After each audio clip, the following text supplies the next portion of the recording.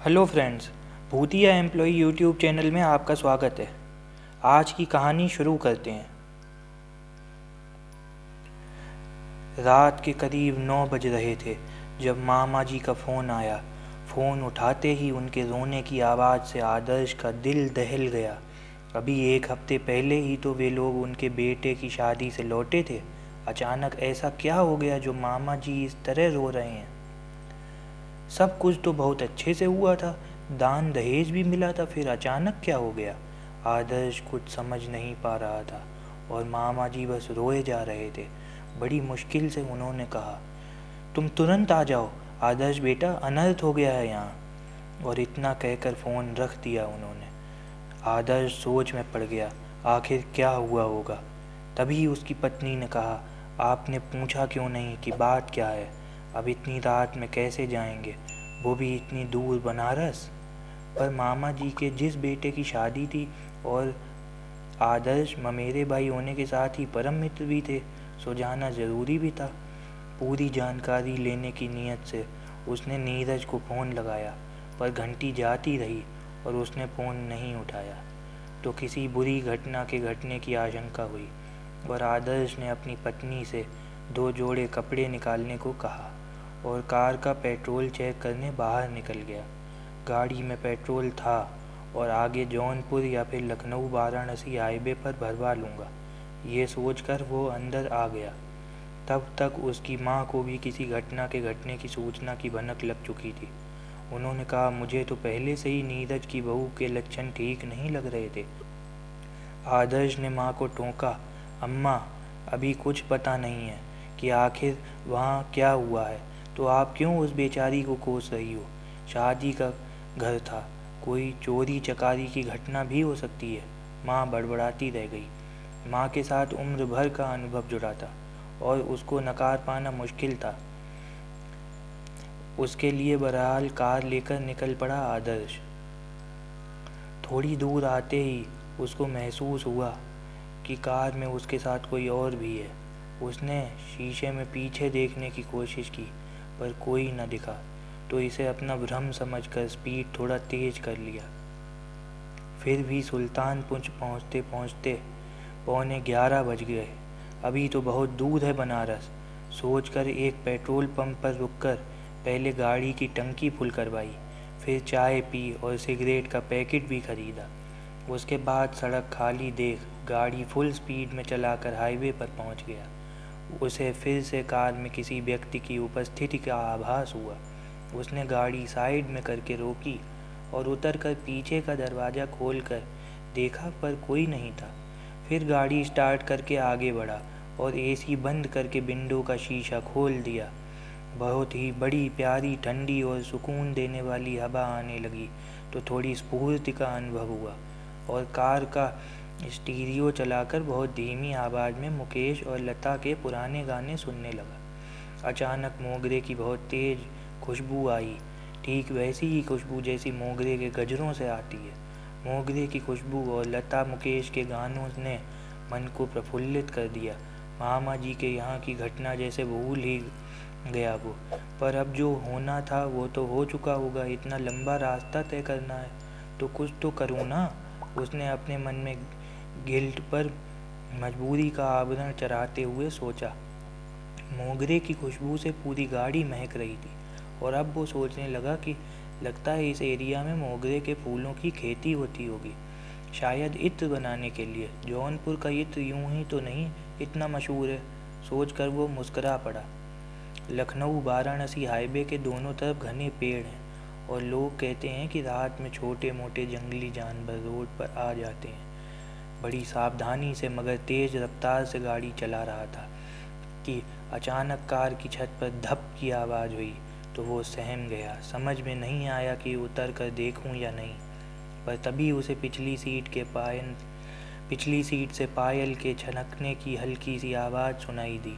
उसने स्पीड कम की और पीछे मुड़ के देखा, मगर वहाँ अभी कोई न दिखा। तभी कार की छत पर धप धप की आवाज़ फिर हुई और एक ऊद बिलाव कूद कर भागा, तो समझ गया कि ये आवाज़ उसी के कूदने से आई है। आदर्श थोड़ा निश्चिंत हुआ, तभी पिछली सीट से चूड़ियों की खनक फिर सुनाई दी और इस बार आवाज़ पहले की अपेक्षा थोड़ी तेज़ थी। वह डर गया और गाड़ी धीमी करके किनारे ले जाकर रोक दिया। गाड़ी से उतरने की उसकी हिम्मत न हुई तो अंदर की लाइट जला दी और अच्छी तरह घूमकर पिछली सीट का मुआयना किया, पर वहाँ किसी को ना पाया। तभी बिजली की तेज़ी से एक बात दिमाग में आई। उसने हिम्मत करके अंदर की लाइट फिर जला दी और गौर से पिछली सीट पर देखा।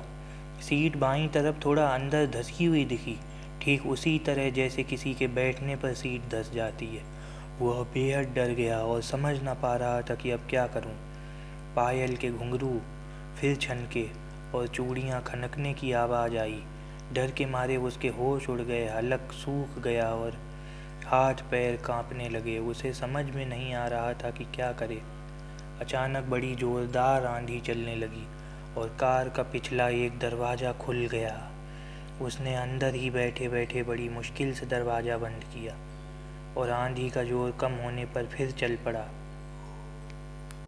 रात के 1:45 बज रहे थे और भोर होने से पहले वो मामा जी के घर पहुंच सकता था। अचानक उसने महसूस किया कि मोगरे की खुशबू अब नहीं आ रही है और ना ही किसी और के होने का एहसास ही हो रहा है। हाईवे की चमकती सड़क पर दूर तक बिल्कुल वीरान दिख रही थी। अचानक उसने देखा सड़क पर एक नवविवाहित युवती सड़क के बीचों बीच चली जा रही थी। उसने हॉर्न बजाया पर हॉर्न की आवाज़ उसे सुनाई ही ना दी। वो उसी प्रकार सड़क पे बीचों बीच चलती रही। देखकर यह लगता था कि यह शादी के मंडप से भाग खड़ी हुई है। उसने फिर हॉर्न बजाया पर उसकी तरफ से कोई प्रतिक्रिया नहीं हुई। वह बिल्कुल उसके करीब पहुंच गया था और हॉर्न पे हॉर्न दिए जा रहा था, पर हॉर्न की आवाज़ जैसे उसके कानों तक पहुंच ही नहीं रही थी। उसने कार उस दुल्हन बनी लड़की के पास रोककर झटके से दरवाज़ा खोलकर नीचे उतरा और भागता हुआ उसके पास पहुंचकर उसे रुकने को कहा, पर वो आगे बढ़ती रही। उसके पीछे चलता हुआ वो उसके बिल्कुल करीब पहुंच गया। कौन हो तुम? कहाँ जा रही हो? अचानक वो मुड़कर सामने खड़ी हो गई। उसे देखते ही आदर्श डर से चीख पड़ा। वह दुल्हन नहीं थी, एक नर पिशाचनी थी जिसने दुल्हन का रूप धारण किया हुआ था। उसके हाथ में एक नर मुंड था जिससे रक्त टपक रहा था और ये देखकर उसकी घिघी बढ़ गई और मुंह से कोई बोल न फूटा। उसने वो नरमुंड आदर्श की तरफ बढ़ाया और बोली, पकड़ो इसे। वो पीछे हटने लगा और वो उसकी तरफ बढ़ने लगी। उसने फिर नरमुंड को उसकी तरफ बढ़ाया पर वो पीछे हट गया। अचानक पूरा हाईवे उसके अट्टाहस से गूंज उठा और उसके चारों तरफ जैसे नरमुंडों की बरसात होने लगी थी। आदर्श समझ गया कि ये नर पिशाचिनी है। उसका अट्टाहस चारों तरफ गूंजता रहा और खून में लथपथ नरमुंड ओले की तरह बरस रहे थे। वो उन बरसते नरमुंडों की चोट से घायल हो उठा था। अचानक से सारे नरमुंड भी अट्टाहस करने लगे। दूर दूर तक कोई न दिख रहा था और उसे लग रहा था कि आज मेरी मृत्यु तय है। अचानक लाल जोड़े वाली उस पिशाचनी ने अपने हाथ में पकड़ा हुआ नरमुंड मेरी तरफ बढ़ाया और दिल को हिला देने वाली हंसी हंस पड़ी। वो पीछे हटता हुआ अपनी कार की तरफ पहुंच गया और झटके से दरवाज़ा खोल कर अंदर बैठ गया। फिर तेज़ी से कार चलाता हुआ भाग निकला, पर वो नरमुंड उड़ कर कार से चिपक गए। तभी वहाँ से हिजड़ों की एक टोली निकली जो किसी मुर्दे हिजड़े को कफन में लपेट कर कंधे पर उठाए हुए थे। उनके पास आते ही सारे नरमुंड पिशाचनी सहित सब गायब हो गए। हिजड़ों ने तो वो डेड बॉडी हाईवे पर रख दी और रोते हुए कुछ गाने लगे। अब नई मुसीबत सामने थी। इस बार वो कार से नहीं उतरा और कार चलाता हुआ उन हिजड़ों के पास तक पहुंच गया। हिजड़ों ने डेड बॉडी फिर से कंधे पर उठा ली और वो तेज़ी से कार से निकलकर आगे बढ़ गया। अचानक उसकी नज़र विंडो के बाहर पड़ी तो उसने कुछ साए कार के साथ भाग रहे हैं ऐसा देखा। उसने कार की स्पीड बढ़ा दी पर वो साए फिर भी उसके साथ भागते रहे। रात के 3 बजने वाले थे और उसे अभी करीब 30 किलोमीटर और जाना था। अचानक सामने नज़र पड़ी तो देखा 15-20 नागा साधुओं की नंग धड़ंग टोली सड़क पर चली जा रही थी। बहुत सारा डर भरा हुआ था और पागलों की तरह गाड़ी चला रहा था। अचानक उसने देखा उन नागा साधुओं के सारे नरमुंड, पिशाचनी और वो हिजड़े सब एक साथ हो गए थे। वो किधर से गाड़ी निकाले ये समझ ना पा रहा था। तभी हाईवे से सटे किसी मस्जिद में लाउड स्पीकर पर कुरान की आयतें पढ़ी जाने लगीं और देखते ही देखते नागा साधु, हिजड़े और नरमुंड, उस लाल जोड़े वाली पिशाचनी समेत सभी गायब होने लगे और उसका रास्ता साफ हो गया।